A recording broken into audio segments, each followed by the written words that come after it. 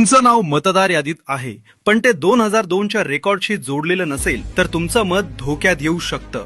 तुमची मतदानाची ओळख पक्की करण्यासाठी निवडणूक आयोगाची ही सर्वात महत्त्वाची अपडेट सोडू नका. निवडणूक आयोगामार्फत संपूर्ण देशात स्पेशल इंटेन्सिव्ह रिव्हिजन SIR राबवला जात आहे.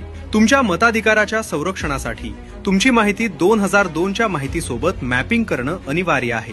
बरं, मग यासाठी काय करायचंय?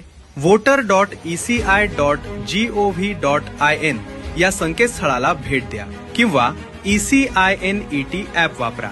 तेथे search your name in last SIR हा पर्याय निवडा.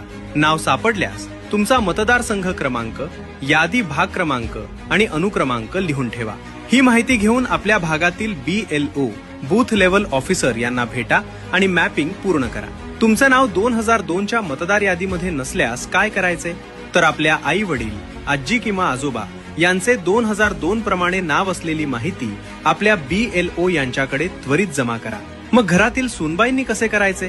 त्यांनी त्यांच्या माहेरची 2002 मधील माहिती गोळा करून BLO कडे द्यावी. यासाठी लागणारे आवश्यक कागदपत्र आजच शोधून रेडी ठेवा. सादर केलेल्या कागदपत्रांवर जन्म दिनांक आणि जन्म ठिकाण असणे अनिवार्य आहे.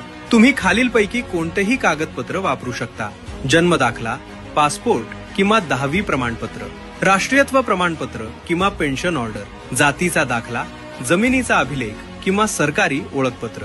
हे काम तुमचे BLO करतील किंवा तुम्ही एन्युमरेशन फॉर्म ऑनलाईन देखील भरू शकता. मित्रांनो, ही प्रक्रिया फक्त सरकारी काम नाही, तर आपल्या लोकशाहीचा हक्क सुरक्षित करण्याची जबाबदारी आहे. हा व्हिडिओ तुमच्या